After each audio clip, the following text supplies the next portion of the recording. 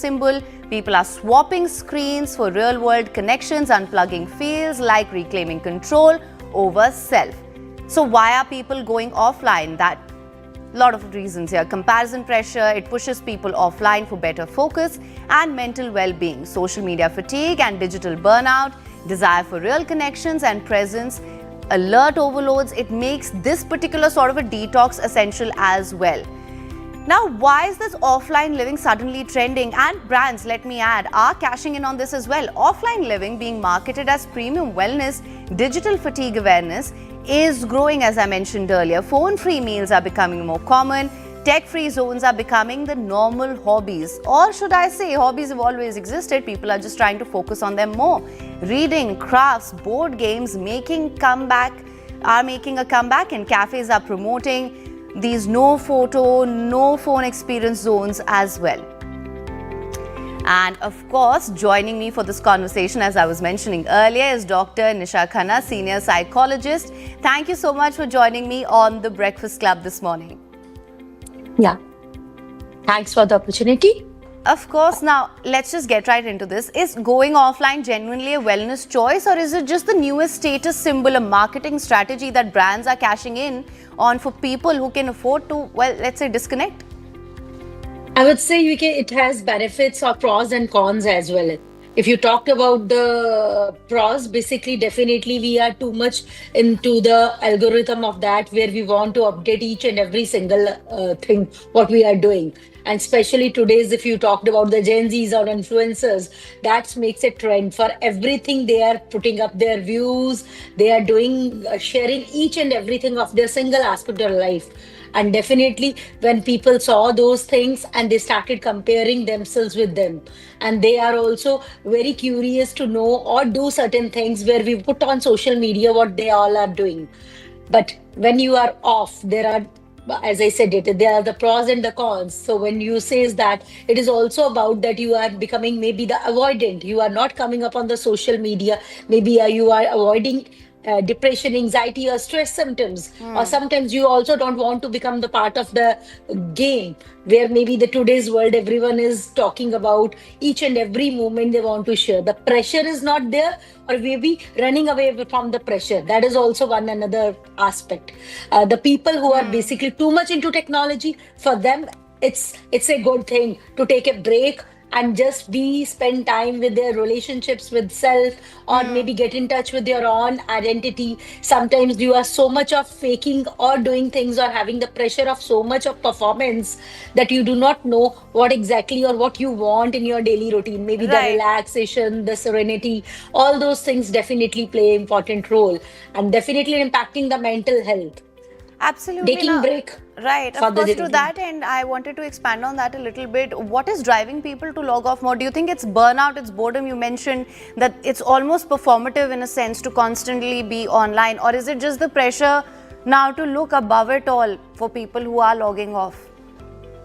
Definitely, when you spend too much time over the phone or over the social media, and sometimes you are associating yourselves with the others, and definitely people are also expecting you. And when you are disappear from the social media, when you are too much into that, people starting having the curiosity, want to know why you are taking off. And it is also a marketing strategies these days, as even the article about which we are talking about is a luxury. The people are having more likes on that article when the person talks about, okay, I'm taking break from social media.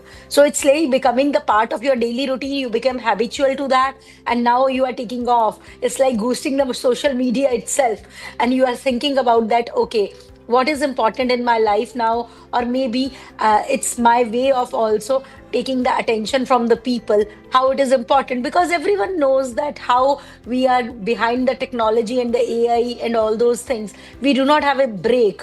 The dopamine is always fulfilled with one or the other thing, or either we are into the constant comparison thing. So it's a very good idea, but for a time being. But if you want to be the Right. part of a technology, you want to be associated, this is also another way where maybe the elder generation like us is still learning how to get connected with the people who are online in the virtual world. Right, absolutely. And as you mentioned, it is becoming a bit of a marketing strategy as well. These phone free cafes, tech free zones, no photo restaurants. Do you think this is a cultural shift or it's just for the time being and it's just clever marketing? I would again say is for Gen Zs, it is best who are always about the phone, and when you are too having too much of pressure, the celebrities who has been clicked by, they have no privacy. For them, it's like a blessing in a disguise.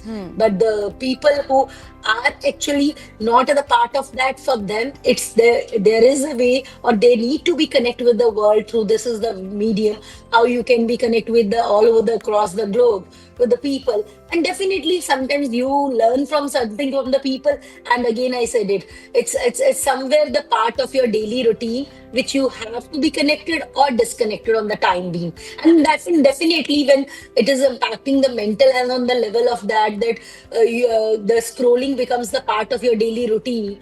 And maybe we all knows that our phones are listening, hearing whatever the conversations we are doing, and then the whole content we are seeing according to what is there in our mind. So somewhere our mind is also not on the break. That's a good aspect. As I said, it who are too much into that, for them it's a blessing in disguise. And who wants the privacy, they can adopt that. But too much into privacy is also somewhere people are not aware about what you are doing and where you are heading. It will maybe in a positive lead also. Right, absolutely. And you mentioned Gen Z. In fact, when we were researching for this, we found that more and more teenagers and Gen Z are now logging off. So I want to ask you that why do you think younger users, especially teens, are leading this drop in screen time despite being, as you mentioned rightly, they are the most online generation. So do you think it's just fatigue? Yes, I would say burnout is playing an important role, and we need somewhere genuine connection. And genuine human connection only can be possible when people are spending time with each other face to face and doing some meaningful conversation. It's not about posting anything, maybe the food, maybe the travel blogs, but they want real connection. And real connection is when the somebody is there giving you empathy. It's not AI who can give you empathy. It's not where you can only you want the meaningful conversation where people can hear you out. You want that people can look for you, and that is like that. Maybe the apps these days, I would just step out, time left, where people actually go to the strangers to meet and have make a meaningful connection. And Gen Zs, and these days even the coffee cafes are there, we all knows. So all these are somewhere they are taking a break off because they know they are spending too much time on technology. They're Gen Zs. They know that they are in constant comparison with their peer pressure and what is happening all around the world. They want to do something where they want to give a break to their mind and think about how they want to proceed their value. It is like where we are racing basically. So they are questioning themselves itself. And Right. definitely it's also a break. I said it, when you are having a break, people started in your surroundings started asking you where you went. You was not online, you are not posting pictures. So it's a curiosity criteria also. So Gen Zs are very smart these days. So they knows how to get the attention out of anything even. All right, now, okay, so that is one aspect that you focused on, that perhaps it's for some sort of attention also. But that being said, do you think perhaps social media has just been demonized a little also, because it does provide a lot of opportunities for people to find genuine connections also, and also it serves as a means of earning for a lot of people. The barrier to entry is lower. You have the opportunity to make a living for yourself. You have the opportunity to find a partner, find communities, threads, forums where you can find like-minded people. So do you think maybe we've this oversaturation has led to a little bit of demonization of social media as well? I would say when you are spending too much, and especially when you are talking about the Gen Z spending too much time on social media, they somewhere also knows that they are losing the track. They are losing the focus. Somewhere you want in life the stability, and that is always coming from some when you are maybe taking a break and off from the things. Maybe when you are connecting with the people in your surroundings. If you are spending too much time on phone, it's like you are going to a restaurant and the two people or three people or the four people are sitting together. They are using their phones, and when they are off, then only they do the genuine conversations. What they are looking, they are focusing on what they are eating. So it's like everything what we are consuming consuming in the world of social media, and when you are consuming, you have an intentional choice what you want to talk about. But when we are having the phones in our hands and on social media, the things are not in our control, because one thing we thought or give a single thought, and you have no choice. You are compulsive to maybe be scrolling on the things again and again. So it's for them is also one thing that, okay, I'm really maybe too much with the people. Maybe there is codependency, as you know, that it is in a relationship also, it with the product also, and definitely with the information also. Like people are diagnosing lots of illnesses these days by their own. Okay, I'm having depression, I'm having FOMO, and this is another thing is that. So now fear of missing out is also can be dwelt with such people when they are spending too much time with on the social media and now taking off. So I would say excess of everything is bad, and maybe this young generation is somewhere realizing, okay, this is excess of everything is also. So that is bit of part is also that playing that, okay, now I want that no codependency. I want bit it maybe the experiencing the life, the real life, not the virtual life. All right, and on the flip side, as I mentioned, we've perhaps demonized social media a little bit here. Do you think we've also romanticized these breaks? Is this actually a well-balanced technique, or do you think this is just a short-lived detox that people may see it as, or complete disconnection? As you mentioned, in excess, nothing's really going to benefit you in the long term. So do you think we've romanticized these breaks from social media also? I definitely says that because the information also we are getting from the social media or from this world, where when we are in technology, even for your career growth, you have to be the part of this AI or with the be in touch with the social media, what is happening all around the world. But vice versa, when you are choosing to take a break, it's also recharging your own batteries. But recharging is somewhere, I would say that it should not be like that you are completely off from that.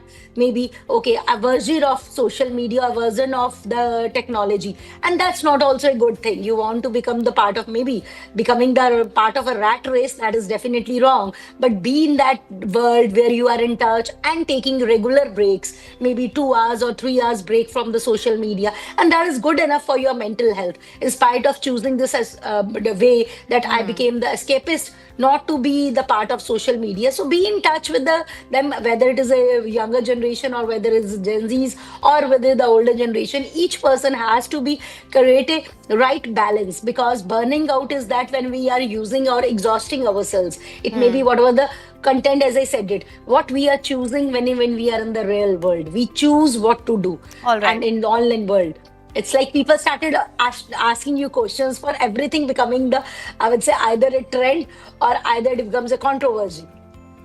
All right, Dr. Ghana, thank you so much for joining us on the Breakfast Club with your insights on this. All right, let's shift our focus for now. As New Delhi prepares to welcome Vladimir Putin, it's worth remembering that the India-Russia relationship has never been just about oil and weapons. It's a cultural bond, a shared history, a living, breathing, people-to-people connection. From Soviet-era ties to modern-day collaborations, the cultural thread holds strong. Thousands of Indian students study medicine and engineering in Russia. Russian universities teach Hindi, Sanskrit, yoga, Ayurveda, classical Indian arts, and Bollywood cinema have legions of fans across Russia. This cross-pollination flows both ways though. Russian ballet and theatre have influenced India, and exchange of art, films, festivals and exhibitions are very common. Tourism and mobility are rising. Russian officials say Indian tourist visits are surging, and this December's visit may bring fresh moves to ease labour mobility and visa norms. With a mobility agreement, the door may open wider for Indian professionals in Russia's expanding sectors. In short, this isn't a new alliance, it's a decades-old civilizational bond. And as Putin comes to India, the real story isn't just negotiations, it's that two nations are renewing a friendship that transcends geopolitics, rooted in culture, sustained by people, and evolving for a new generation. And to discuss this further, joining us on the broadcast, Anuradha Chinoy, Adjunct Professor, Jindal School of International Affairs. Very good morning. Thank you so much for joining us. Thank you. Thank you for having me. Professor, how would you say India-Russia cultural exchanges have evolved since perhaps the 1950s, especially when it comes to art, cinema, literature? Well, look, number one, India-Russia relations are very holistic, and they're at multiple levels. Beginning, if one level, of course, is the top level, the strategic level between the Prime Minister, their President. The second level is academics, cultural activists, cultural stars, Bollywood.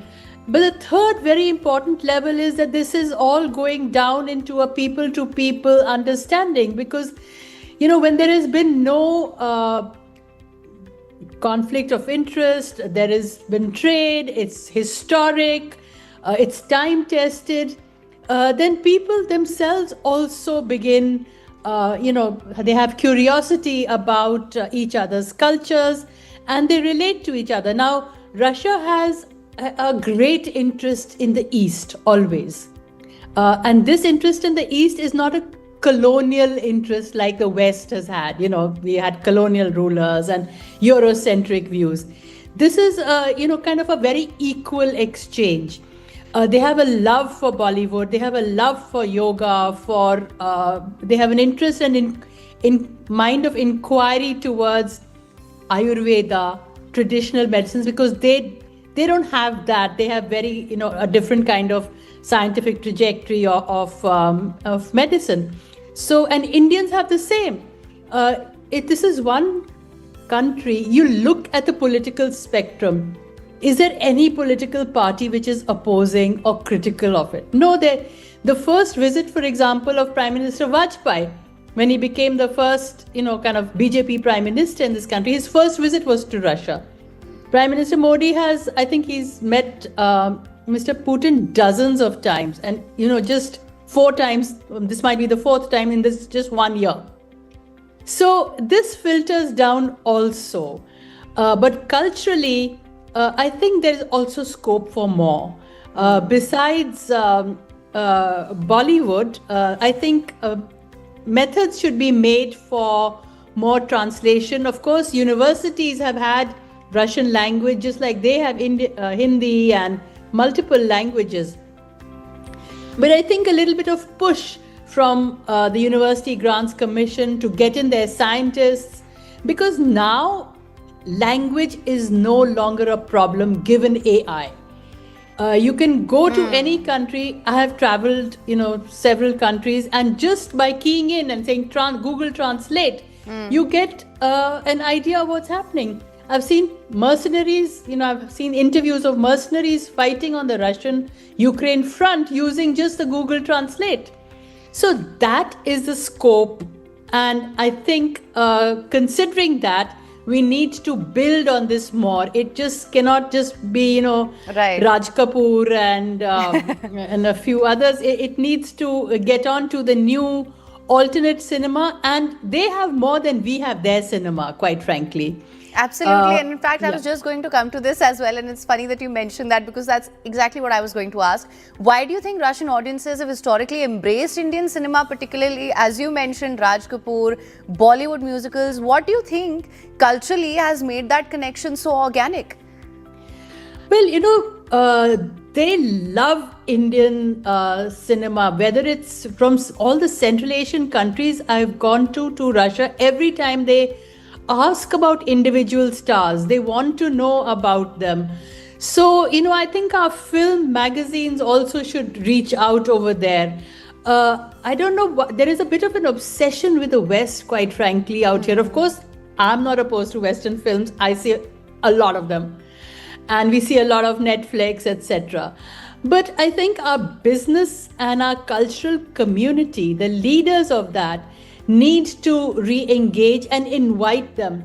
Now, Russian cinema, there are some very important analysts of Russian cinema in India, in our universities, who analyze Russian culture, but I haven't seen them getting the kind of highlight in our media.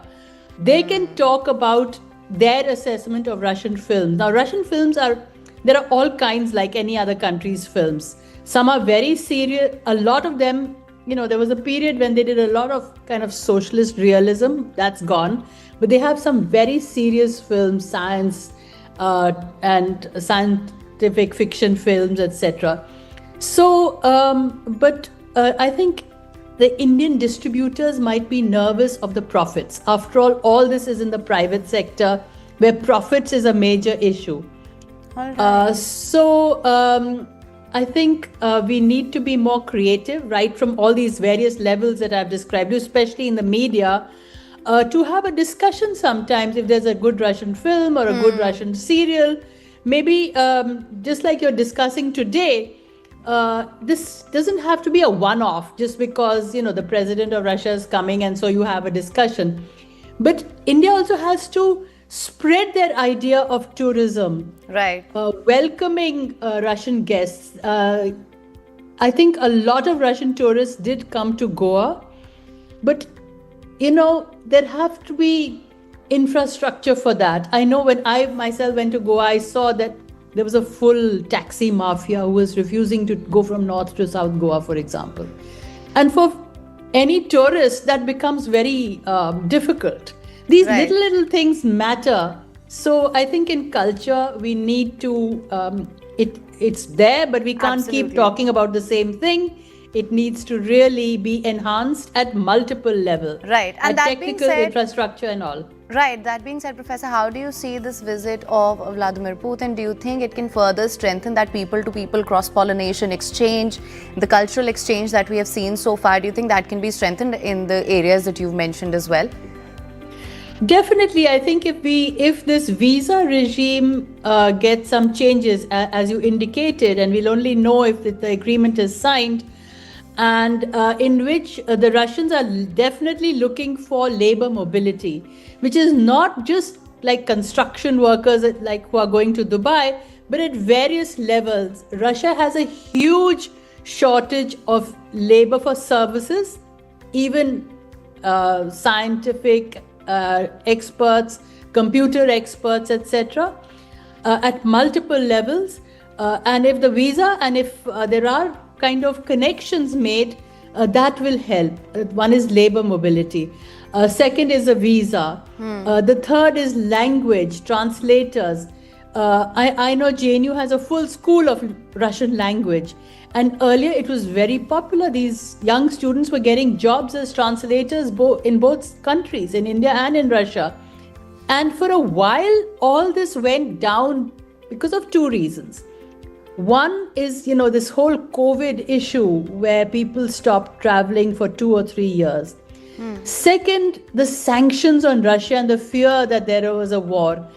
And third, also because of our kind of very Western orientation. Everyone wants to just, really go to the West. Now you can see, for example, just a few days ago, Mr. Putin has given visa-free travel to China, and it has 1.4 billion people.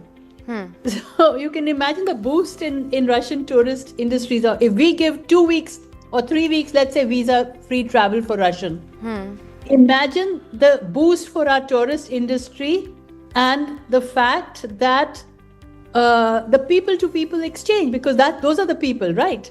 How do you have people-to-people exchange? When people actually meet, not just on paper, not just, of course, articles in the media and television are very important, engagement is such, but actual travel, and it is a globalized world, and a globalized world should not be totally Eurocentric.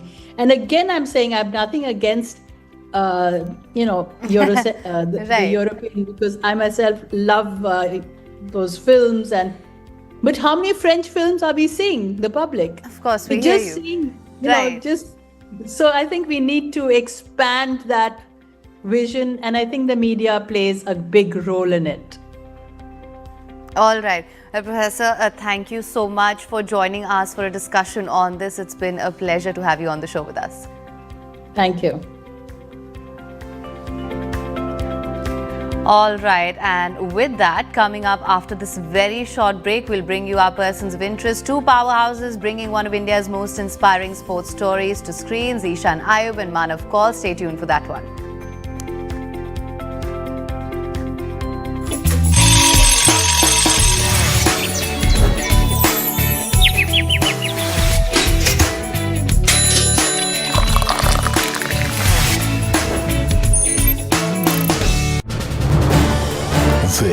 because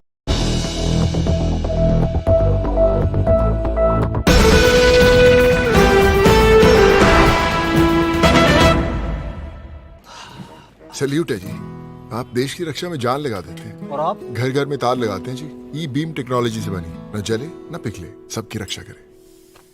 हम सरहद पर लोगों की रक्षा करते हैं और आप देश के अंदर। सल्यूट तो बनता है जी। अपार अणुशक्ति फायर प्रोटेक्ट वायर, अपार देश का तार।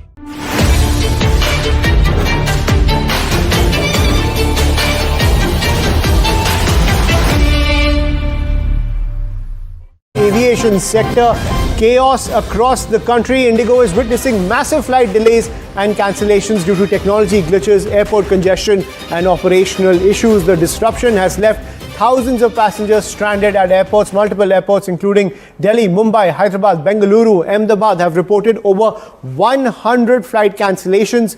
Indigo has issued an apology and said that it has initiated calibrated adjustments to fix the airline's schedule. Now, sources are also telling Network 18 that pilot shortages are being seen in several big airports across the country. Indigo officials have been asked to report to the DGCA to present the facts leading to the current situation on the ground. But this is a huge jolt to the aviation sector and to passengers across the country. Over 100 Indigo flights being cancelled on a pan-India basis, hitting the major airports across the country. To get more updates on the situation on the ground and at the key airports, I'm joined by my colleague Anvid Srivastav on the broadcast. Anvid, what more can you get for us? See, Ayushman, the problem started early morning and it has been massive since till evening, and there have been multiple cancellations plus delays. Now, if we talk about Delhi airport till evening, at least 38 flights were cancelled. From Mumbai, it was 32. Bangalore, at least 40 flights, and Hyderabad, 20 flights. In Ahmedabad, 14 flights were cancellations, and these are only cancellations. Around roughly about 200 flights had to be cancelled, while there were hundreds of flights that faced delays and leaving thousands of passengers stranded across India. Now, airline has taken a note and they have said that to contain the disruption of restore stability, they have initiated calibrated adjustment to their schedules, and they have said these measures will remain in place for the next 48 hours and will allow them to normalize their operations. But there would be a cascading effect and there would be certainly more delays. And taking a note, basically Airline Pilot Association has also said that the situation points to a failure of proactive resources planning by dominant airlines, potentially exacerbated by an effort to pressurize the regulator to dilute the promulgated FDTL. Now, FDTL also comes in between because one of the reasons that airline has given is also the FDTL that had a negative compounding impact on their operations, is what the Indigo has said. Now, interestingly, the airline has mentioned aviation sector, chaos across the country. Indigo is witnessing massive flight delays and cancellations due to technology glitches, airport congestion and operational issues. The disruption has left thousands of passengers stranded at airports. Multiple airports including Delhi, Mumbai, Hyderabad, Bengaluru, Ahmedabad have reported over 100 flight cancellations.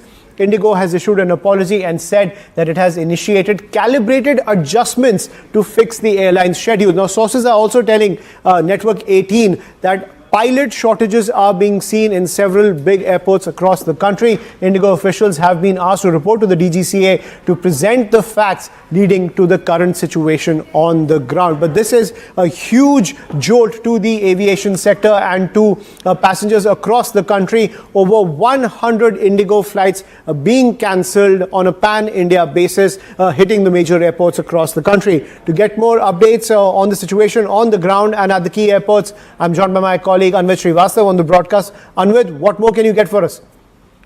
See, Ayushman, the problem started early morning and it has been massive since till evening, and there have been multiple cancellations plus delays. Now, if we talk about Delhi airport till evening, at least 38 flights were cancelled. From Mumbai, it was 32. Bangalore, at least 40 flights, and Hyderabad, 20 flights. In Ahmedabad, 14 flights were cancellations, and these are only cancellations. Around roughly about 200 flights had to be cancelled, while there were hundreds of flights that faced delays and leaving thousands of passengers stranded across India. Now, airline has taken a note and they have said that to contain the disruption of restore stability, they have initiated calibrated adjustment to their schedules, and they have said these measures will remain in place for the next 48 hours and will allow them to normalize their operations. But there would be a cascading effect and there would be certainly more delays. And taking a note, basically Airline Pilot Association has also said that the situation points to a failure of proactive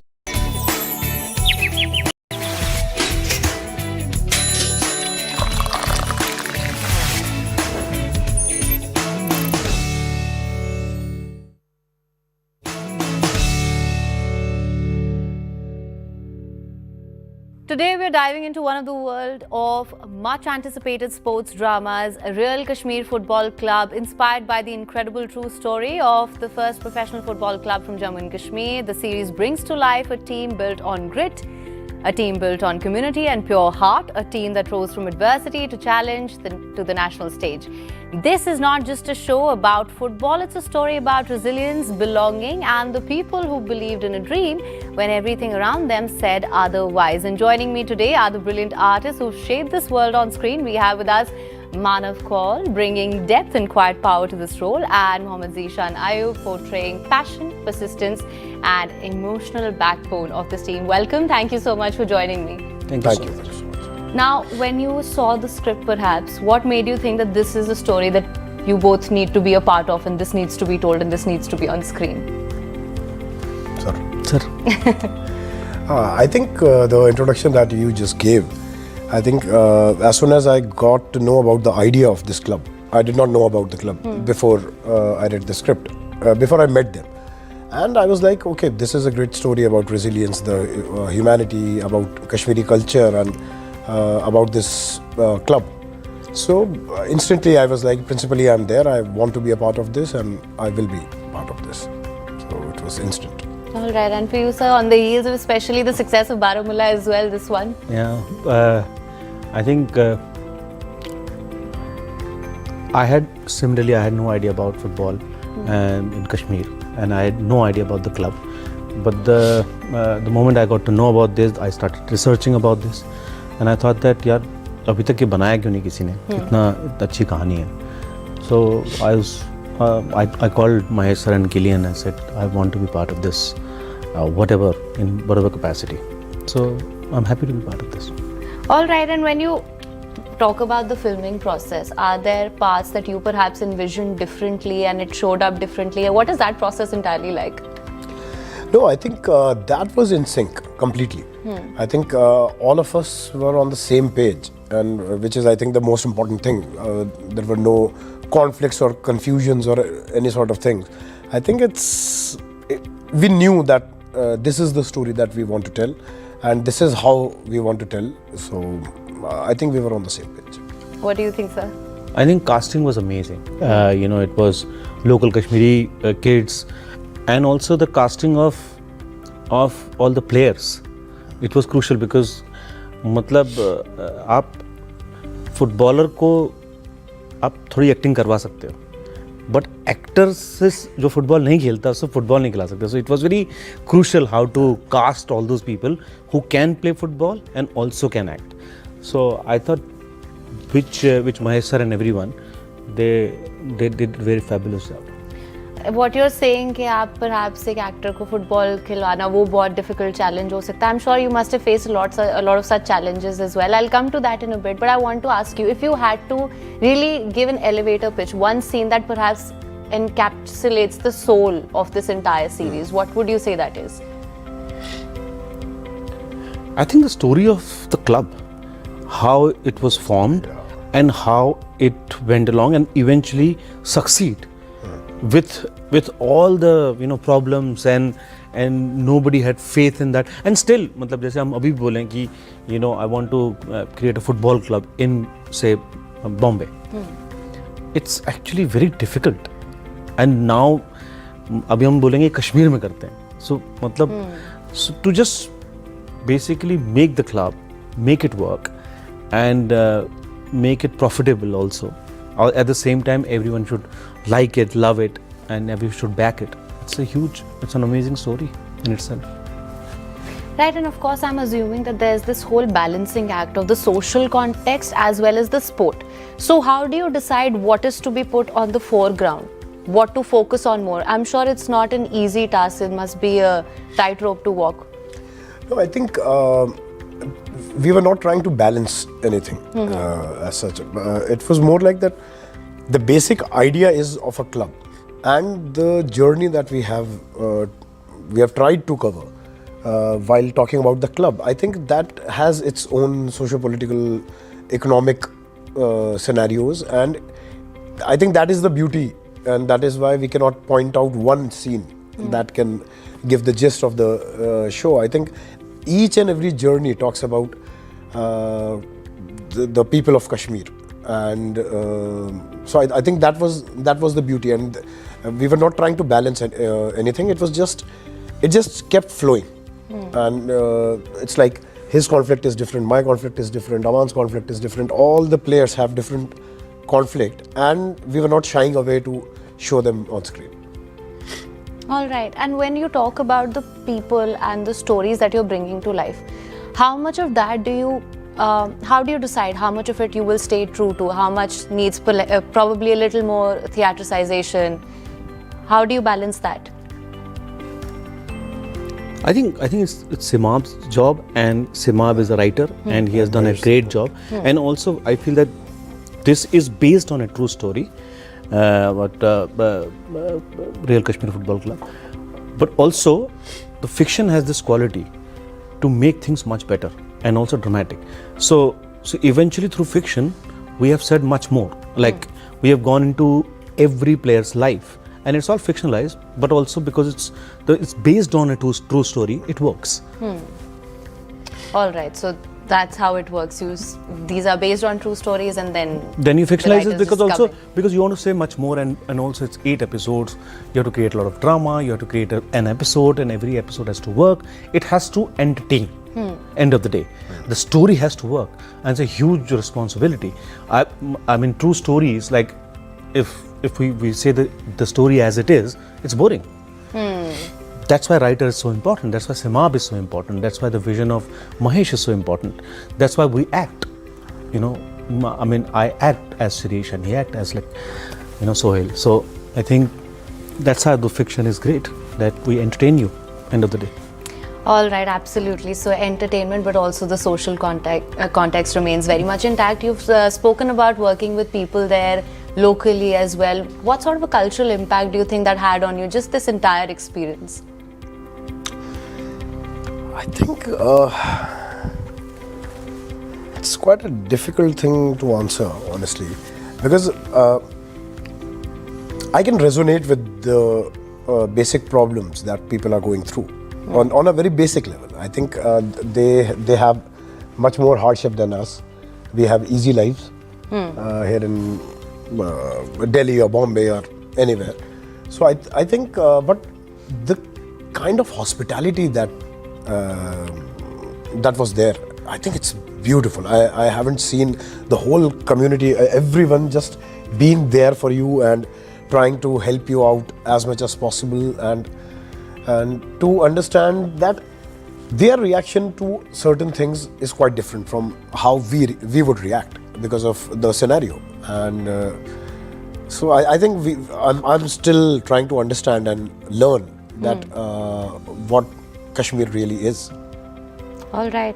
And as you mentioned earlier, of course, picking the right players, picking the right cast, of course, that was a challenge. That being said, what do you think are some of the other logistical challenges when you are trying to bring a sports drama like that to life?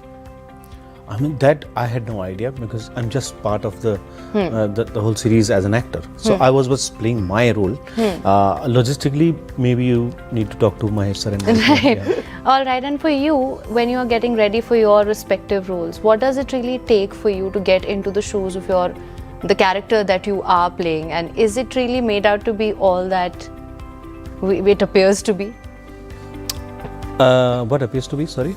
I'm saying, what is the process of getting into a role? Is it very easy for you? Because I'm assuming everyone's process would be rather different as well. Yeah. And also, it depends on who is the director, who has written this thing. Because Real Kashmir Football Club is such a well-written script that if you just follow the director's and writer's voice, you are in good hands. You don't need to do so much. Like it's very similar that when I can talk about him. When I was working with him as an actor, I don't need to act, because we both are reacting to something which is already given in the scene. But then when we're working with non-actor, you have to act, you have to process and you have to think more, because you have to deliver. But it's the same thing. When you have a very good script, your work is as an actor very less. You just have to follow and correctly and just say the lines with as authentically as possible. So this was the case in this. So I think I was very happy with the script, with everything else. I worked with, and also in Kashmir, great weather, great food. So you can see in my face that I was so happy just being there and performing. All right. And what makes a good script for you? Like he's saying. I think it's the intent at the end of the day. I think that is the most important thing. So I think Mahesh sir, Seema, Killian, everyone, the whole team, they knew what they want to narrate. Now I want to just do a quick rapid fire with the two of you. Wow, he's very good. Oh wow! Rapid Thank fire. you, thank you. All right. Let's get right into this. In this entire process, is there a training habit or any sort of a habit that you've picked up from a player that you'll probably keep forever? A sports person? Yes. Any? Yeah. I think. If you were researching or the people that you've been. I mean, I'm not talking about the show or football. I think because of Federer, I play tennis a lot, and I play single-handed backhand, which is rare now. But yeah, because of Federer. All right, that's lovely. You? I don't know. I think now that time for me is gone to get inspired by the players. Because in the show we were not playing. But did you see something that you thought, okay, that's really... Yeah, they were doing amazing things. They were doing cycling kicks and the kind of game that was happening in front of us. I think that was super. So that was beautiful, and I really enjoy watching football. So that was a pleasure, that watching something live. Maybe that is something. I would love to watch more matches live, in being there in the stadium. In and person. Not just watching it on television, not the telecast. All right. And a scene that looks serious but was actually hilarious behind the camera. Is there one like that? Yeah.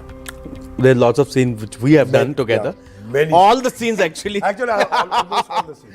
Because I had this habit of, laughing in the scene in between, and if I get this habit, and it's very difficult to stop. Oh. And with him, I think it's very difficult to act, because sometimes I can't look at his eyes, like because I know I'm going to laugh. So it's a laughing fit and then you can't control it. I know, it's a laughing fit. So it was difficult.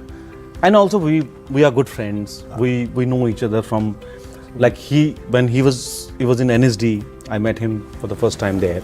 So we know each other. We know each other's friends. So it's very difficult for us to control. Yeah, bad habits.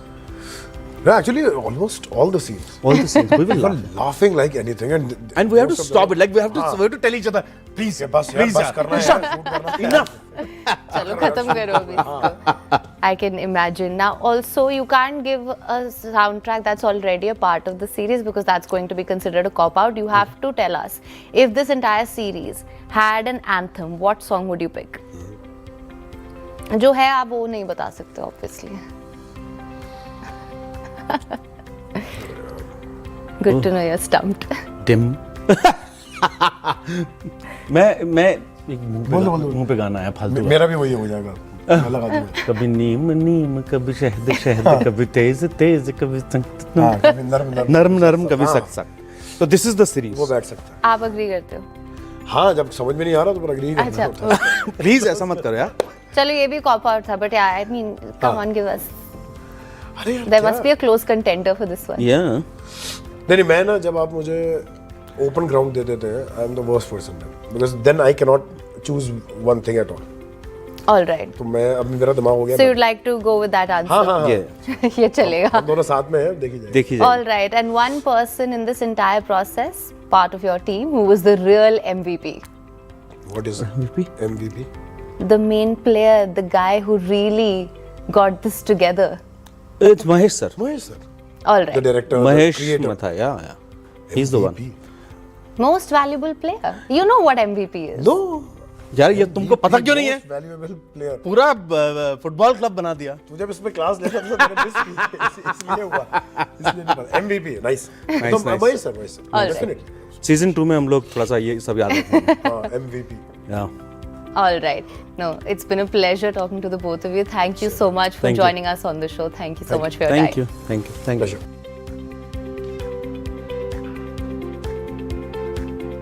All right, it's time now to shift our focus to our Thank God It's Friday segment, where we get you the perfect weekend planner: where to travel, what show to binge, what are the most trending movies that have hit the big screens. We get you the big weekend checklist, and my colleague Kaveri Gupta has gotten you a full lowdown on this one. Take a look. Hello everyone, I'm Kaveri Gupta and welcome back to Thank God It's Friday, your ultimate weekend guide.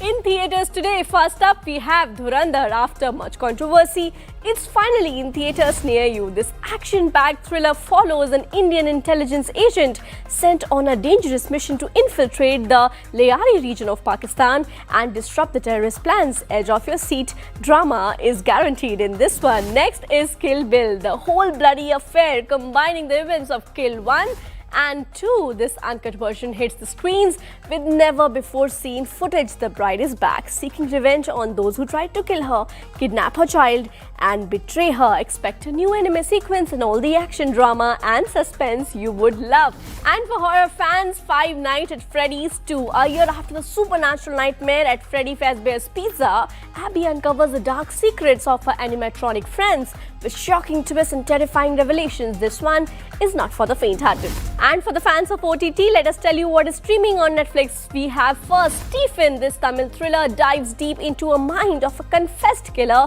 being evaluated by a psychiatrist. What starts as a professional evaluation soon turns into a mind-twisting mystery that keeps you on the edge of your seat throughout.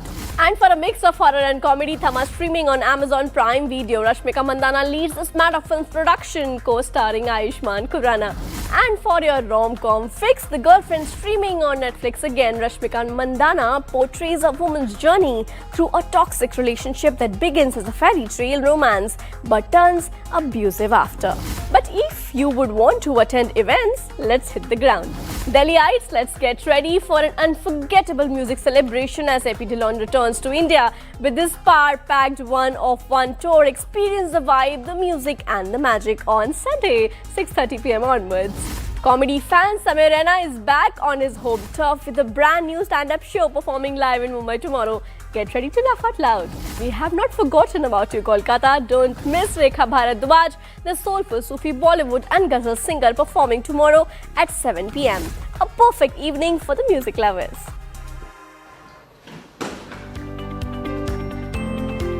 All right, with that, we're going to slip into a very short break. Don't go anywhere though. News and updates will continue on the other side.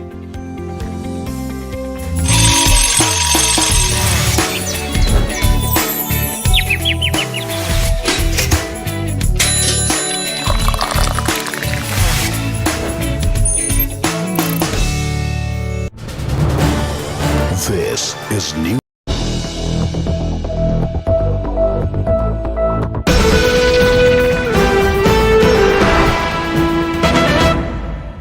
Aviation sector, chaos across the country. Indigo is witnessing massive flight delays and cancellations due to technology glitches, airport congestion and operational issues. The disruption has left thousands of passengers stranded at airports. Multiple airports including Delhi, Mumbai, Hyderabad, Bengaluru, Ahmedabad have reported over 100 flight cancellations.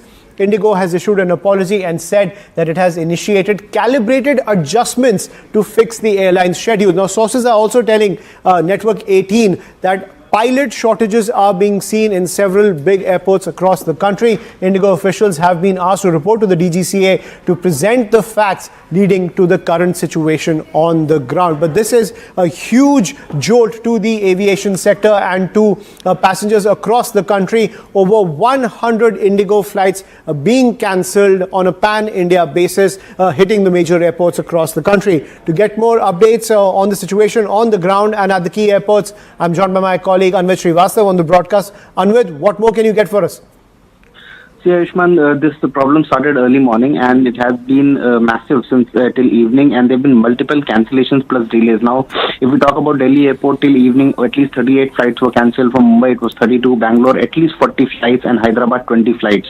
In Ahmedabad, 14 flights were cancellations, and these are only cancellations. Around roughly about 200 flights had to be cancelled, while there were hundreds of flights that faced delays and leaving thousands of passengers stranded across India.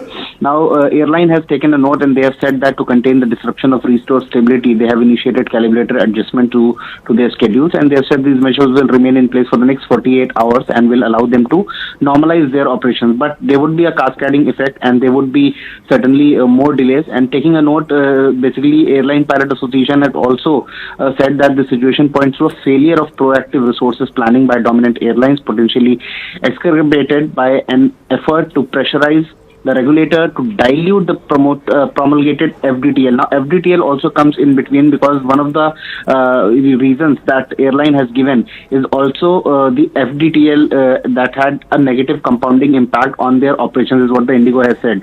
Now, interestingly, the airline has mentioned FDTL implementation as one of the causes, and this was a recent DGCA mandate, and therefore this is also being seen as a fallout of this mandate that now requires airlines to give pilots adequate rest period, and this has been revised, and therefore the airlines are saying that such relaxations have caused re-rostering and because of already ongoing pilots crunch.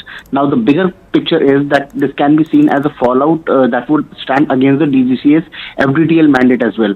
At the same time, Federation of Indian Pilots have also come ahead and they have said that they strongly advocate. Aviation sector, chaos across the country. Indigo is witnessing massive flight delays and cancellations due to technology glitches, airport congestion and operational issues. The disruption has left thousands of passengers stranded at airports. Multiple airports including Delhi, Mumbai, Hyderabad, Bengaluru, Ahmedabad have reported over 100 flight cancellations. Indigo has issued an apology and said that it has initiated calibrated adjustments to fix the airline's schedule. Now, sources are also telling Network 18 that pilot shortages are being seen in several big airports across the country. Indigo officials have been asked to report to the DGCA to present the facts leading to the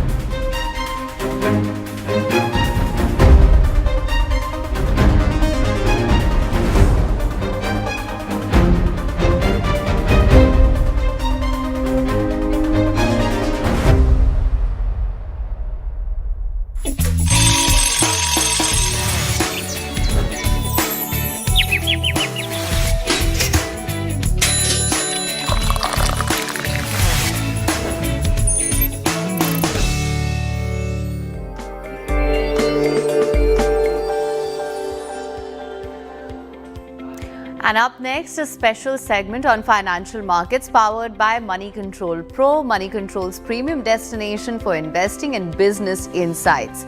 Let's start by looking at the markets. GIFT Nifty indices indicate a muted opening for Indian stock markets. Asian stock markets were trading higher on expectations. US Federal Reserve will lower interest rates next week. US stock markets close with gains as investors bet on weakening job market will persuade Fed to cut rates. Gold and crude oil prices rise as traders weigh economic data. Let's look at the sectors here. The Indian IT services sector is at a crossroads at this time. The macro environment is in key market, United States, is on the mend. However, discretionary spending on IT by customers is yet to make a comeback. The new AI service cycle is yet to emerge and not everyone is ready to capitalize on it. You can log into Money Control Pro to find out more about the IT sector and other actionable insights on the markets. It's the premier destination for all the investing views and financial insights you will ever need, brought to you by Money Control.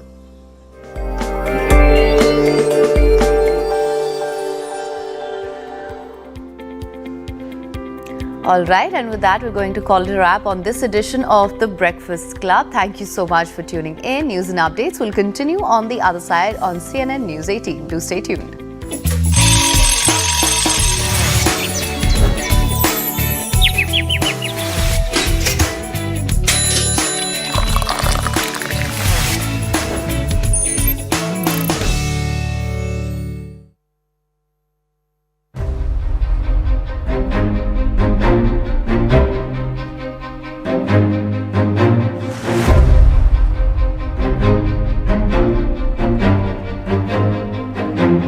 Thank you.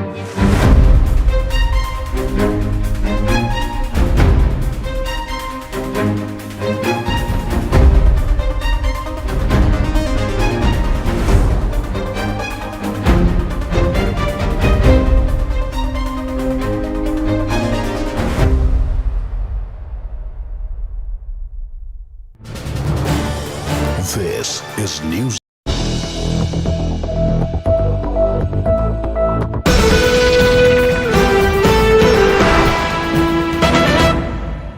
Aviation sector, chaos across the country. Indigo is witnessing massive flight delays and cancellations due to technology glitches, airport congestion, and operational issues. The disruption has left thousands of passengers stranded at airports. Multiple airports, including Delhi, Mumbai, Hyderabad, Bengaluru, Ahmedabad, have reported over 100 flight cancellations.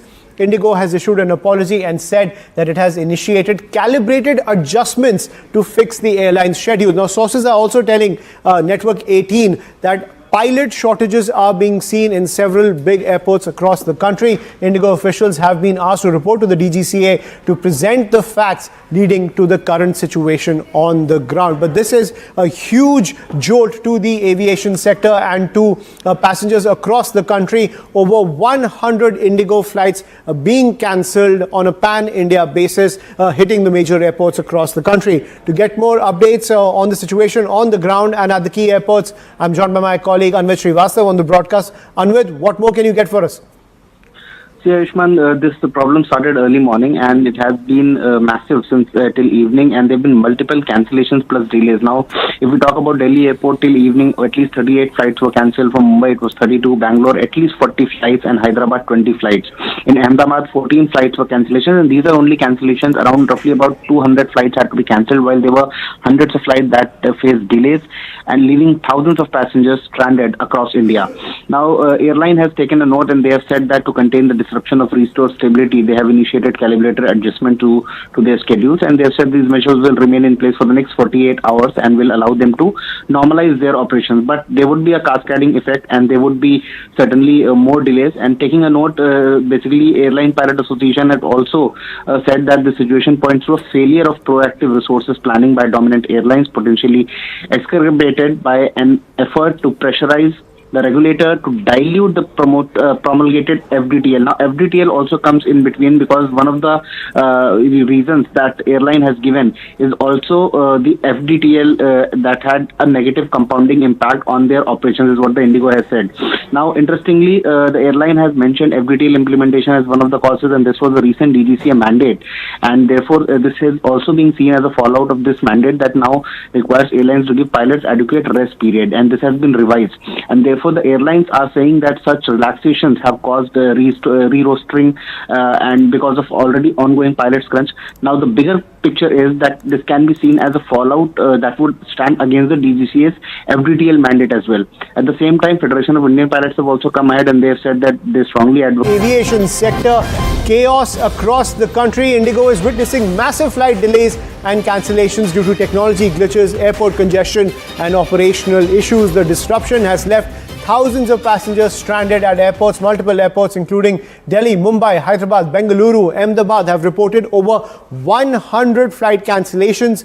Indigo has issued an apology and said that it has initiated calibrated adjustments to fix the airline's schedule. Now, sources are also telling Network 18 that pilot shortages are being seen in several big airports across the country. Indigo officials have been asked to report to the DGCA to present the facts leading to the current situation on the ground. But this is a huge jolt to the aviation sector and to passengers across the country. Over 100 Indigo flights are being cancelled on a pan-India basis, hitting the major airports across.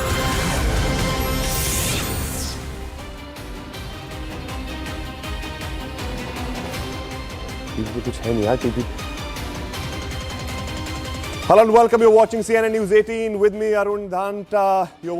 And today we are starting this bulletin with the headlines. India rolls out red carpet for Putin as he arrives today. Prime Minister Modi to host informal dinner at 7 LKM.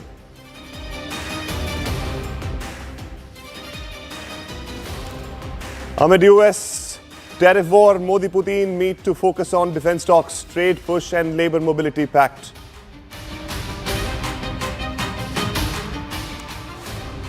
Madras High Court order ignored. Devotees clash with cops after deepen not lit at Deepotsam.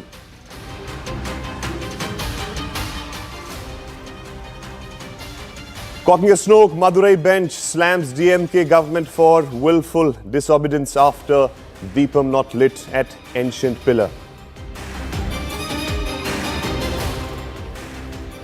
BJP rains fire on DMK government. Annamalai accuses state of hostility towards Sanatan Dharma.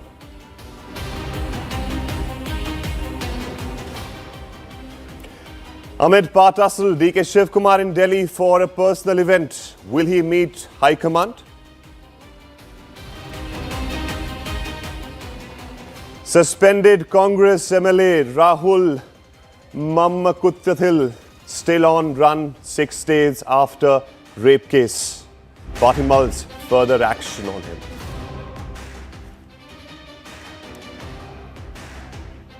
As Delhi AQI dips further, opposition protest at Parliament as BJP government sets up pollution committee.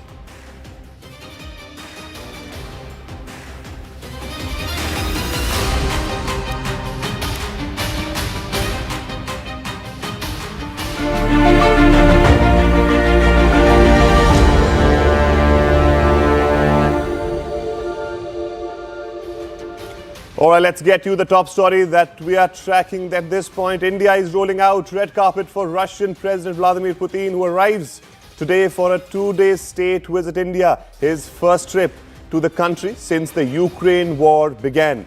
Putin co-chaired the 23rd annual India-Russia summit with Prime Minister Narendra Modi as New Delhi navigates US sanctions, pressure and a shifting global order. Putin will hold restricted talks with Prime Minister Modi at 7 LKM, followed by a private dinner. Key agenda points include geopolitics and major defense deals, including discussions on additional S-400 systems, the potential S-500 missile system, and the Su-57 fifth-generation fighter jet. Defense Minister Rajnath Singh will also meet his Russian counterpart, who will receive a tri-service guard of honor. This visit is being closely watched for its implications on India's defense partnerships and broader geopolitical alignments.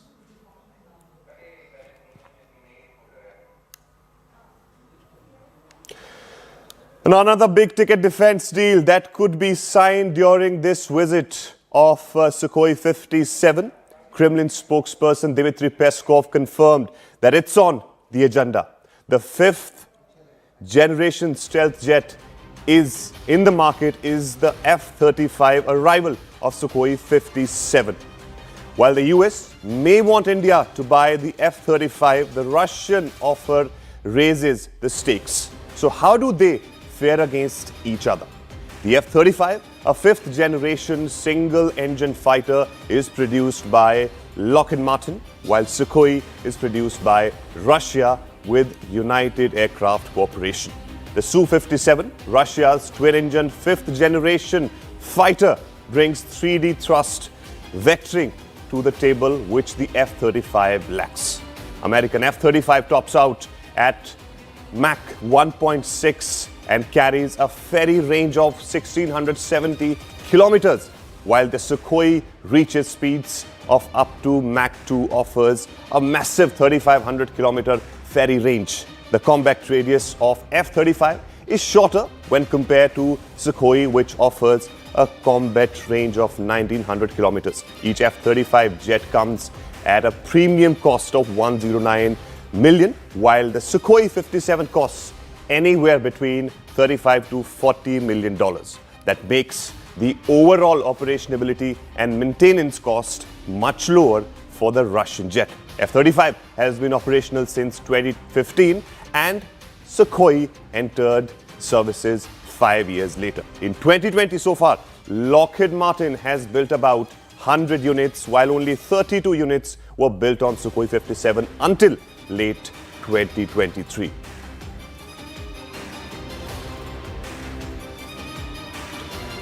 All right, CNN News 18's Siddhant Mishra is joining us on this story. Siddhant, of course, this is a very, very important visit. Russian President Vladimir Putin is coming to India for the first time ever since the war broke out between Russia and Ukraine. First off, tell us about the schedule of the president in 2 days. Then, of course, we'll discuss about the broader implications of this visit. Siddhant. Well, that's right, Arun. It's a very, very significant moment in this relationship as President Putin will be arriving in India today for the 23rd India-Russia annual summit. In fact, Arun, we are still awaiting official itinerary of President Putin to be released by Government of India, but we know that he is going to land somewhere between 5:30 to 6:30 in the evening, and from the airport he will head straight to Prime Minister's residence, which is 7 LKM, where he will hold restrictive level talks with Prime Minister Modi, followed by dinner. This is also in reciprocity, Arun, because when Prime Minister Modi was in Moscow last year for the annual summit, day before the annual summit, there was the private setting, informal meeting between President Putin and Prime Minister Modi at President Putin's private residence. So this gesture is in reciprocity that Prime Minister Modi today will be hosting President Putin at his residence. Tomorrow morning, Arun, there's going to be the ceremonial welcome given to President Putin at the Rashtrapati Bhavan, followed by delegation level talks at the Hyderabad House. Then late in the evening, President Putin will also be attending India-Russia Business Forum. Late in the evening, President Putin will be attending a banquet which Rashtrapati Murmu will be hosting in his honor. So it's going to be a 27 to 30 hours visit of President Putin to India, historic, because this is a watershed moment, Arun. In fact, many are calling it a watershed moment, that despite the additional 25% tariff by the US government on India for buying Russian crude, despite pressure from Europe and America, India has defined its path and continues with its strategic and special partnership with Russia. All right, we also have Simran Babbar joining us on this story. Simran, where are you right now and what you can see around you? What are the preparation? I guess you are around the Hyderabad house, because that's the place where all the action is going to take place tomorrow. Well, absolutely, Arun. In fact, as you rightly mentioned, that this is going to be an iconic and significant moment for the India-Russia ties. Let me first tell you that right now I am at ITC Maurya, the very grandest hotel where Vladimir Putin is going to be staying. And just a look of this place right now, at my behind, as you can see, that there are flags for his welcome with posters as well erected all across this road where ITC Maurya, which has been long known for favoring and also in fact being the first choice of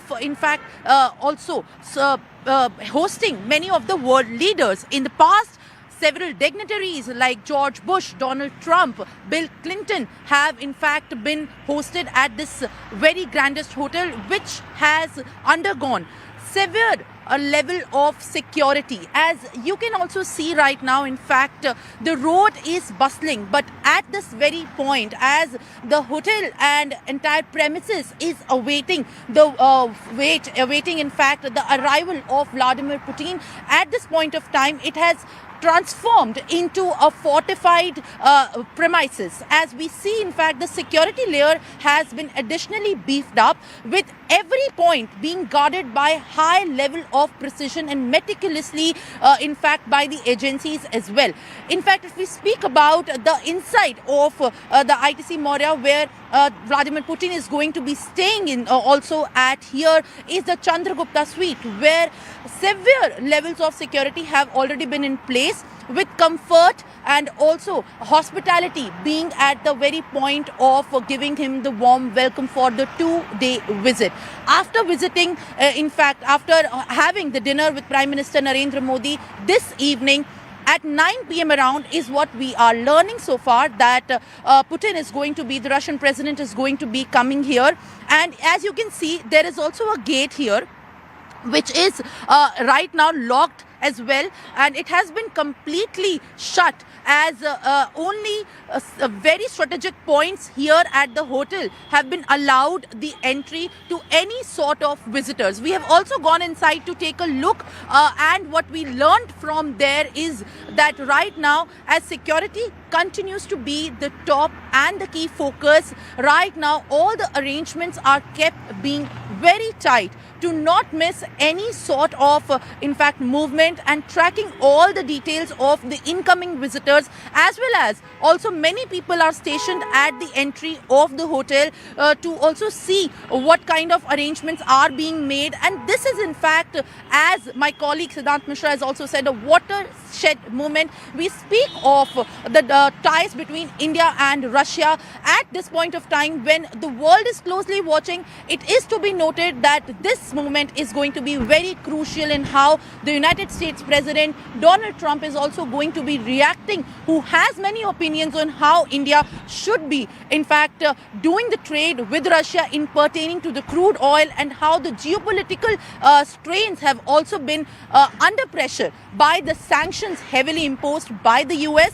And while we speak of the ties between India and Russia, it is important to understand that the relationship between Putin and Prime Minister Narendra Modi stretch beyond the formal and the professional bilateral ties of India and Russia, as in the past Putin has also called Prime Minister Narendra Modi as his very dear friend. And while at the time when the world is undergoing around the polycentric world order, where there is enough focus on how India should be doing the trade, and how exactly while India is put under heavy pressure by the United States, this moment where Russia and India president and at this point movement is happening is a very crucial one. Back to you. That's right. That's right. Since we are, of course, calling it a very historic and a significant visit of Vladimir Putin to India. Now, let's tell you about the vehicle that Putin travels in, and he will be, of course, traveling in the same vehicle in India, the Oro Senate,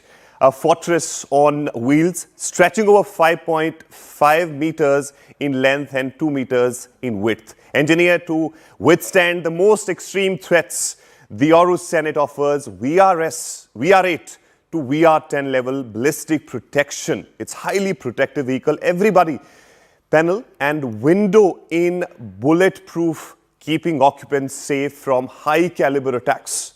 The underbody is reinforced to absorb explosive impacts, while the fuel tank is explosion resistant, ensuring safety even in the most volatile situation. Equipped with run flat tires, the Oro Senate continues to drive even after sustaining damage, giving you the freedom to escape danger without hesitation.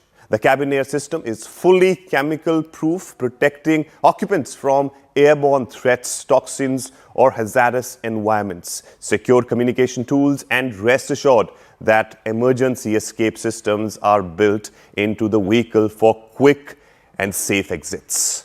So this is all about the vehicle in which Vladimir Putin will be traveling in India. Now, high security at Lok Kalyan Marg as Russian President Vladimir Putin set to begin his two-day India visit with a special Modi-Putin dinner at Prime Minister's residence. Take a look at this ground report from the Prime Minister's residence. Prime Minister's residence at 7 Lok Kalyan Marg is where Vladimir Putin, the president of Russia, will begin his bilateral engagements here in India. This will be the venue for a private dinner that the Prime Minister is going to host for the Russian Premier. It's a reciprocal gesture. When Prime Minister visited Moscow a year ago, a similar private dinner, a banquet was held by President Putin. We'll show you pictures how at every road leading up to 7 LKM, this entire Luton's area, there is massive deployment of police and paramilitary, and like I said, it's not just human deployment, but they're also ensuring that with the use of technology, this visit becomes as foolproof as possible in terms of security. All right, now renowned author and host of CNN's GPS, Fareed Zakaria, spoke to CNN News 18's Zaka Jacob and says that the United States has historically been understanding of India's long-standing relationship with Russia, but with a new US administration, it's becoming increasingly difficult to predict Washington's reaction to the Modi-Putin meeting. Listen in to this conversation with Zaka. So Vladimir Putin is going to be here in India on a whirlwind 30-hour trip from Thursday evening till Friday night. Lots of things on the agenda, from defense deals, energy cooperation, and of course extending the breadth of the relationship between India and Russia. Russia has been a long-standing partner for India, particularly when it comes to defense. And in the last few years since the Ukraine war began, India has been importing a lot of Russian oil as well. What do you expect will happen during this visit, and how may this visit, the optics of it, the substance of it, how may this be viewed in Washington and particularly in the White House? Well, historically, one would have to say that the Americans would be very worried and very upset about it because, as you noted, Zaka, there's been a 25-year bipartisan effort to build a strategic relationship, really a strategic alliance with India at several fronts, at the level of economics and business, technology and defense. And so there would be some consternation, though the United States has been very understanding historically also that India has a long-standing relationship with Russia, and it lives close by to Russia and China and needs to have relations with these countries. But with the new American administration, what really doesn't know exactly how to predict what its attitude will be, because on the one hand, it is, as you note, quote unquote, punishing India for buying Russian oil, even though India is doing so under a price cap scheme set up by the West, and a lot of that oil is being bought by Europe. On the other hand, Donald Trump is himself very pally with Vladimir Putin and is trying to build a better relationship for the United States with Russia. So I'm not sure on what grounds the Trump administration could be upset with India for having good meetings with Vladimir Putin. After all, Trump's de facto Secretary of State, Steve Witkoff, goes to Moscow regularly to meet with Vladimir Putin and always leaves gushing praise of Putin. So Witkoff, the special envoy, Mr. Trump's son-in-law, Mr. Kushner, they were in Moscow this week. They had a 5-hour-long meeting with President Putin. There's this new 28-point peace plan that Trump has developed to try and find some kind of a middle ground, a ceasefire in Ukraine. I'm not sure how closer we are to that ceasefire in Ukraine. How much do you think that would be part of the conversation when Modi and Putin meet? I don't think that will be a central piece of it, because India has tried to essentially stay out of the Ukraine war and to simply not get too involved. I suspect because shall we put it this way, India's heart is in one place and its head is in another. Its heart is with Ukraine, a democracy that is struggling against an autocracy that is the aggressor. On the other hand, India has long-standing relations with Russia, long-standing defense relationship with Russia, and currently is being mistreated by the United States. So there's a kind of realpolitik reason to strengthen the relationship with Russia. So I suspect that the conversation between Modi and Putin will really be about building and strengthening the long ties that India has with Moscow, which is all bad for Washington. It's all bad for America in the sense that the United States was trying to wean India off Russia. It was trying to get India to buy less Russian defense equipment. It was trying to get India to be less integrated with Russia and China in international economic terms, and more integrated with the United States. But as I said, this administration, in my opinion, is acting against many of America's strategic interests. It would not seem to me to make sense to be alienating India the way Donald Trump is doing. It is not in America's interest to do that, and yet he's doing it. Now, CNN News 18's Siddhant Mishra also spoke to Rory Suchet, Prime News presenter at Russia Today. Listen in to this conversation. How people in Moscow are viewing this visit of President Putin to India after the gap of 5 years. This is a tradition in a relationship, annual summits. This would be the 23rd annual summit taking place between the two countries. How people in Moscow are viewing this visit? I think people in Moscow, and I think across the entire Russian Federation in general, view this visit very much in the same light that Vladimir Putin does. Yeah. Vladimir Putin refers to Prime Minister Narendra Modi as my dear friend. Yeah. And Modi has referred to Putin and Russia as an all-weather ally and a trusted friend as well. Yeah. So there is not just a friendship here, but there's a strategic partnership as well. I think the general consensus in Russia is very, very positive regarding the friendship and strategic partnership shared between two of some of the biggest members now of the multipolar world, BRICS members as well, who have forged their place on the global stage today. Rory, also would like to understand from you. Let's first talk about the bonhomie between President Putin and Prime Minister Modi. So I did this, I reported this on my channel the other day. It was Prime Minister Modi's birthday. So several world leaders called him, sent message, extending congratulations and wishing him happy birthday.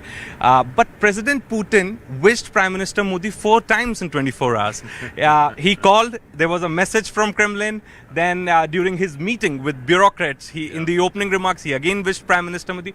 Talk to us a little bit about this special bonhomie and relationship and the comfort between these two leaders. You know, it's not just the body language, it's not just the embraces and the hugs. There is genuinely a deep level of trust between them. And I think given the way the world is today, because many people say the world is splitting in half. Yeah. They're saying you've got this side of the world now, you've got this side of the world now, you've got your G7, and then you've got your BRICS, for example.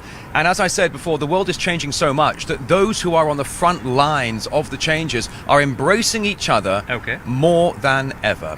But it's not just a friendship. I mean, for example, the relationship, not just between Modi and Putin, but between India and Russia, it goes back not just years, but it goes back decades. It goes back to the Soviet Union and beyond. And is Su-57 the best plane in the world?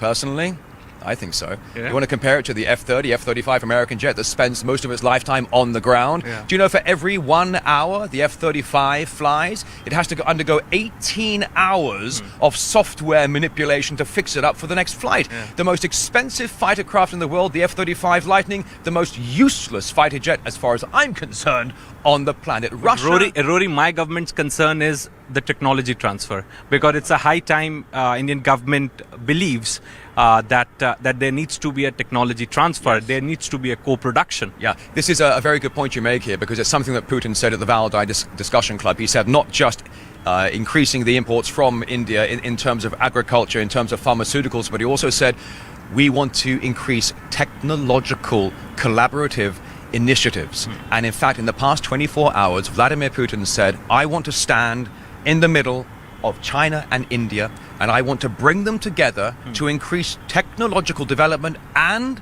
collaboration.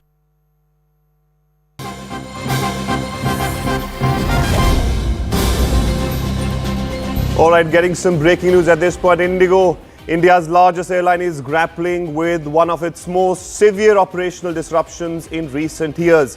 As of 7:30 a.m. today, the airline has cancelled 35 incoming and 33 outgoing flights from Hyderabad alone. Across the country, an estimated 250 to 300 flights were cancelled over the past 2 days, affecting major hubs including Mumbai, Delhi, Bengaluru and Chennai. All right, so this is for the very first time in a very, very long period that we are seeing that the flights have been delayed on such a large scale, in fact cancelled on such a large scale, and Indigo is facing that crisis. Over 250 flights cancelled. Travellers, of course, would be stranded. They are facing difficulty. We've been reporting this, that this happened in 2 days. More than 250 flights have been cancelled of Indigo. The reason which is being given by Indigo is about the congestion and various other things which they are in fact giving at this point as the reason of these cancellations. Remember, we've been speaking about more than 250 flights and 35 to 40 odd flights single-handedly in And in Andhra Pradesh, that's something which we are learning at this point, that airlines citing technical glitches and crew issues. But what is the larger reason here? That's something we'll get to know once we have some sort of proper clarification coming from the Indigo side. But at this point, they are maintaining that there have been some congestion and the crew issues with which these over 250 flights have been cancelled. And this is happening in the major cities of the country, in Delhi, Mumbai, Bangalore, and various other places also. So let's quickly cut across to Anvit Srivastav to give us more insight in this. Anvit, more than 250 flights were cancelled from the Indigo side. Any substantial reason which they are giving why this is happening? Because it has been a massive chaos for the passengers.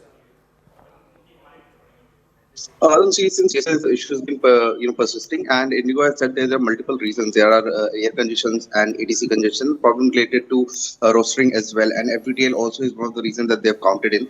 But see, this situation has been there since yesterday, and more than 500 flights have been affected. Over 200 cancellation, hundreds of flights have been cancelled, leaving thousands of passengers stranded across the airports in India.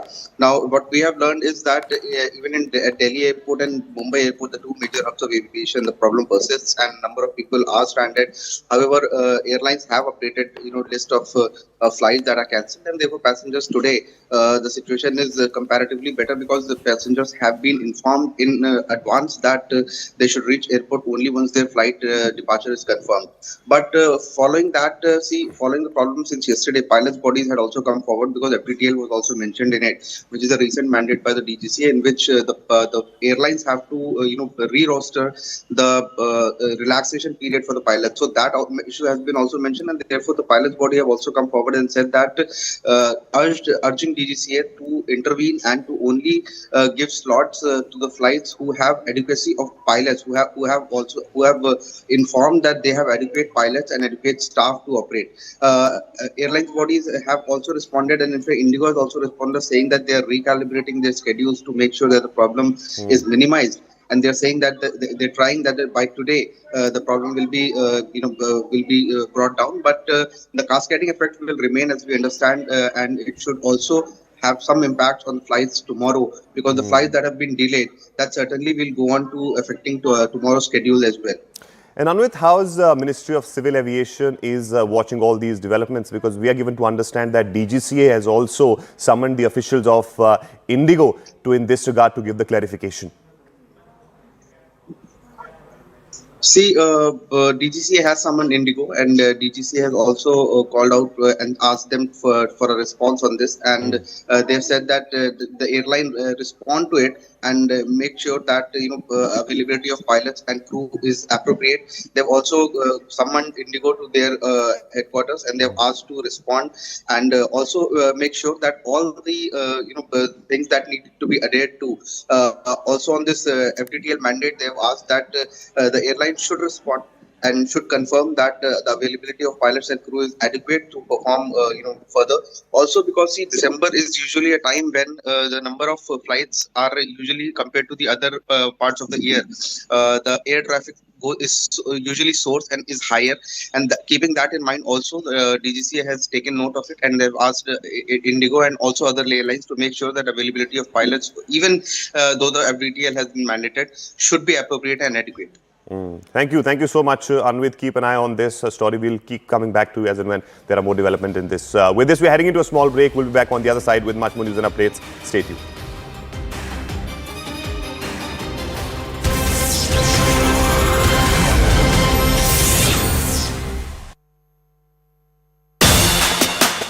It's a summit that will redefine geopolitics. Two leaders, one visit, every moment counts. Every deal, every word, every step decoded. Your front row seat to a headline-making trip from Moscow to New Delhi. We've got it covered. Diplomatic power unfolds this week. Putin, Modi, power play. Exclusive, exhaustive, extensive. This is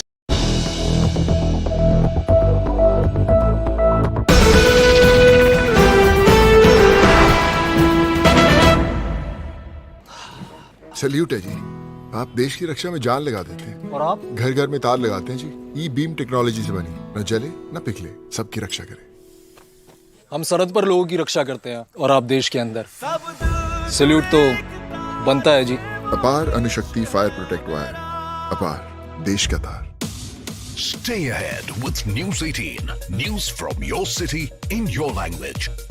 Real-time updates, in-depth analysis, and breaking news. Anytime, anywhere. Only on the News 18 app. Scan and download the News 18 app now. Salute है जी। आप देश की रक्षा में जान लगा देते हैं और आप घर घर में तार लगाते हैं जी। ई बीम टेक्नोलॉजी से बनी, न जले न पिघले, सबकी रक्षा करे। हम सरहद पर लोगों की रक्षा करते हैं और आप देश के अंदर। सैल्यूट तो Stay ahead with News 18. News from your city in your language. Real-time updates, in-depth analysis, and breaking news. Anytime, anywhere. Only on the News 18 app. Scan and download the News 18 app now.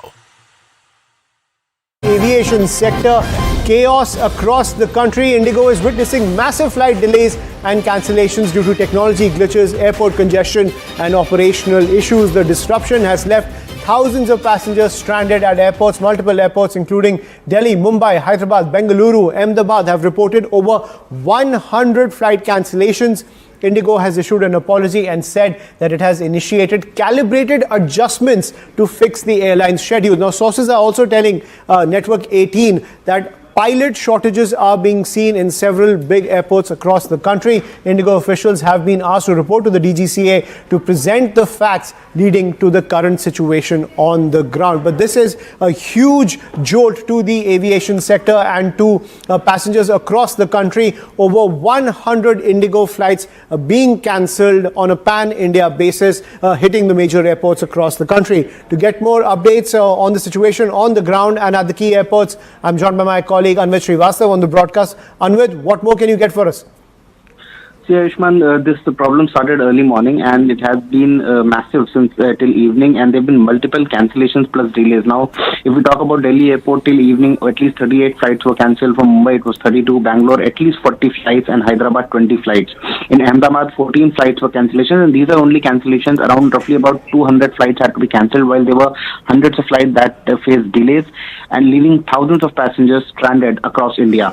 Now, airline has taken a note and they have said that Aviation sector, chaos across the country. Indigo is witnessing massive flight delays and cancellations due to technology glitches, airport congestion, and operational issues. The disruption has left thousands of passengers stranded at airports. Multiple airports, including Delhi, Mumbai, Hyderabad, Bengaluru, Ahmedabad, have reported over 100 flight cancellations. Indigo has issued an apology and said that it has initiated calibrated adjustments to fix the airline's schedule. Now, sources are also telling Network 18 that pilot shortages are being seen in several big airports across the country. Indigo officials have been asked to report to the DGCA to present the facts leading to the current situation on the ground. But this is a huge jolt to the aviation sector and to passengers across the country. Over 100 Indigo flights being cancelled on a pan-India basis, hitting the major airports across the country. To get more updates on the situation on the ground and at the key airports, I'm joined by my colleague Anvit Srivastav on the broadcast. Anvit, what more can you get for us? See, Ayushman, the problem started early morning and it has been massive since till evening, and there have been multiple cancellations plus delays. Now, if we talk about Delhi airport till evening, at least 38 flights were cancelled. From Mumbai, it was 32. Bangalore, at least 40 flights, and Hyderabad, 20 flights. In Ahmedabad, 14 flights were cancellations, and these are only cancellations. Around roughly about 200 flights had to be cancelled, while there were hundreds of flights that faced delays and leaving thousands of passengers stranded across India. Now, airline has taken a note and they have said that to contain the disruption of restored stability, they have initiated calibrated adjustment to their schedules, and they have said these measures will remain in place for the next 48 hours and will allow them to normalize their operations. But there would be a cascading effect and there would be certainly more delays. And taking a note, basically Airline Pilot Association had also said that the situation points to a failure of proactive resources planning by dominant airlines, potentially exacerbated by an effort to pressurize the regulator to dilute the promulgated FDTL. Now, FDTL also comes in between because one of the reasons that airline has given is also the FDTL that had a negative compounding impact on their operations, is what the Indigo has said. Now, interestingly, the airline has mentioned FDTL implementation as one of the causes, and this was a recent DGCA mandate, and therefore this is also being seen as a fallout of this mandate that now requires airlines to give pilots adequate rest period, and this has been revised. And Welcome back. Thanks for staying with us. Now let's continue with the top stories that we are tracking at this hour. A centuries-old tradition has sparked a fresh controversy in Tamil Nadu. The Madurai bench of the Madras High Court recently restored what devotees call a sacred rite, permitting the Kartigai Deepam to be lit once again at the original Deepathon atop Thirupanakadrum Hill, a practice halted since World War II. Both on the ground, Tamil Nadu police imposed prohibitory orders blocking access and triggering clashes between devotees and security forces. BJP has slammed the DMK government, alleging that the DMK government hostility towards Sanatan Dharma is no longer a matter of interpretation but a fact. DMK's anti-Sanatan, anti-Hindu mindset and their contempt for judicial order has been completely exposed. The Madras High Court explicitly allowed Hindu devotees to go and light the Kartigai Deepam at the ancient Deepathun pillar on the Thirupanakundram hill, but it was blocked by the DMK government and the DMK police. Hundreds of policemen were put specially to block the devotees. Only in name of vote bank politics all of this was done. And we have seen time and again the contempt that DMK has, not just for judiciary, for courts, but also for Sanatan. It is the responsibility and role of the elected government to ensure peace and harmony in the society. If the elected government ensures that lets there be a religious divide and its acts fuels religious divide, it clearly indicates that DMK has started to play vote bank politics based on religion, based on caste. It's really unfortunate, and this incompetence of this government is going to cost big in the upcoming elections. This is highly condemnable.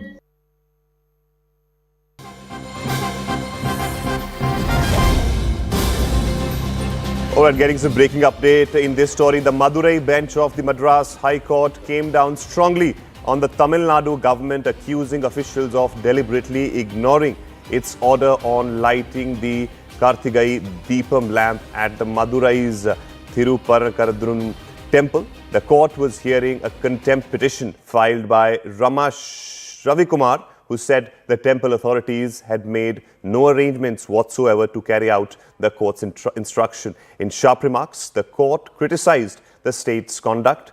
Judge noted that the state administration has decided to cock a snook at this court's order. Defying the order would sound the death knell of democracy itself. He reminded officials that no one, however high they may be, may think that they are above the law. All right, Purnima Murli is joining us on this story live. Purnima, what has been the response from the DMK side when they